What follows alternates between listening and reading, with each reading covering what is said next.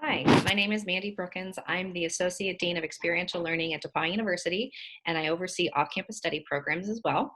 And I'm here to tell you a little bit about Study Abroad at DePauw and how it works. And I'm really excited that you're interested in learning more about how you can study abroad at DePauw. We have a long history and a proud tradition of study abroad, and I'm really excited that you're interested in being part of it. A little bit about me.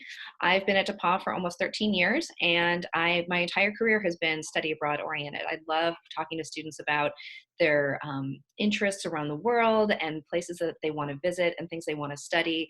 I studied abroad in Japan when I was in college, and it was one of those life-changing experiences that led me directly to the career that I do today. So I'm excited to talk about study abroad, and I'd be happy to talk to students individually if you want to reach out. The Office of Admissions can provide my contact information, and I'm going to go ahead and share my screen so you can see the presentation.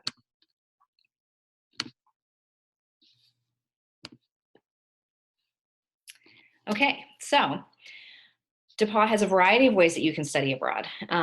There's not just the one way of doing this, and students have been taking advantage of the multiple mechanisms for many years. We are nationally ranked in study abroad participation for the type of university that we are. The annual Open Doors reports ranked us as number 4 for last year for study abroad participation. We also have received recognition from the Gilman Award for Study Abroad, which is a scholarship specifically designed to give students who normally wouldn't have the opportunity to study abroad financial resources in order to make those dreams come true. And also, as a result of study abroad at DePauw, we're a top-ranked Fulbright producing institution. So many of our students who study abroad ultimately go on to do things like Fulbright, Peace Corps, and other international related careers. So we have a variety of ways that you can engage the world. We have our traditional semester off-campus study program, short-term faculty-led programs, international internships, and then international independent research. I'm going to go through some of those details. So study abroad is not just for language majors anymore. When I was a student, it very much was a language and culture focused activity, but nowadays you can study abroad in your discipline. So if you are an econ major and you want to take economics classes at a university in Australia, you can do that. So students find many ways to use what they've learned in the classroom in a new context at their study abroad site. So students can enroll at a university abroad. They can conduct field research in a laboratory with a mentor. They can do full and part-time internships for credit, service learning for credit, and we also have domestic programs that are in New York City, Philadelphia, Washington, D.C., and Tucson, Arizona. So we try and make this a seamless process. We want to make sure that you graduate on time in your 4-year plan. So study abroad can fit into your 4 years at DePauw. We want you to earn credit in your major, and most students do. You don't have to study abroad in your major, but if you choose to, there's a way to make sure you earn credit. Financial aid is 100% transferable, and we have you pay DePauw University tuition. So it's just like any normal semester.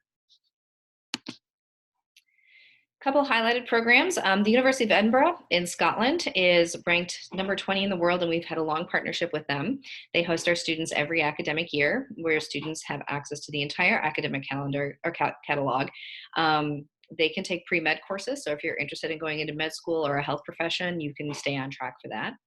Living with local students from Scotland and also part of Europe. And then you get to experience the capital city of Scotland in a dynamic and unique time. With Brexit happening, recent independence movements from the Scottish Parliament have made living in the capital city a really interesting and unique time to experience that. Another program model that we see a lot of success with is the School for Field Studies. This is a really unique program where you go and spend a semester at a field station somewhere in either Latin America, Australia, New Zealand. We have a program in Bhutan, in Turks and Caicos. And students participate in ongoing community-based research projects. So the community has identified a need. They have asked some of the researchers at the School for Field Studies to develop studies, and our students participate in those studies and present their work to the community. So it's a great way to get some hands-on research experience, some real-life research in environmentally dynamic locations around the world, and then also participate in dialogue and engaging with community members at the same time. It's open to all majors. It's not just for environmental studies majors, but it's ideally suited for an interdisciplinary focus. So we see students with anthropology backgrounds or global health or environmental geoscience or even English writing. It can be any major can participate in this program. Another program I want to highlight is a domestic program. It's one of our newest partners, the Washington Center in Washington, D.C., where students get an internship in our nation's capital. There's an academic curriculum to enhance the experience of working in a dynamic political center, and professional development opportunities too to help students put their best foot forward. So students get really unique opportunities working on Capitol Hill or with NGOs or with other organizations that have direct working engagement with the workings of our government. So now I want to shift gears and talk about our short-term programs. These are mostly led by our esteemed faculty at DePauw University. We typically have at least 2 leaders on every program, and they sometimes come from the same academic background, and sometimes they're from very different academic backgrounds. Every year, we offer at least 24 programs between winter, May, and summer. Diverse topics and diverse locations. This particular photo is from New Zealand. It's Professor Jim Mills. He's a geologist, and it's a really popular program with our geology majors where they go to New Zealand and study the rock formations there. Many of our programs are offered for half a DePauw credit, so you, again, continue making progress towards graduation. And financial aid is available for students with need during the winter and May terms. So it's a great opportunity to not only really take a deep dive into an academic topic, but you get to know your faculty member in a whole new way. And I've seen many faculty and students come out of these programs with a whole new level of respect for each other and a new relationship that can provide letters of recommendation for future activities such as graduate school or even for employment. And it's just a great way to get that unique DePauw relationship established. So I'm going to highlight a couple of programs. One in particular is called Public Health and Community and Culture in Cuba.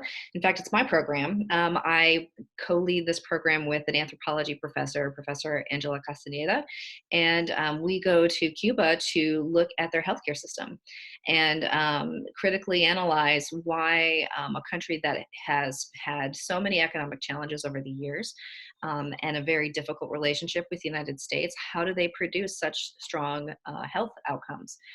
They have similar health outcomes to us in the United States, where life expectancy is about the same, and people suffer from diseases that are typically seen in developed countries like hypertension and diabetes, late stage cancers.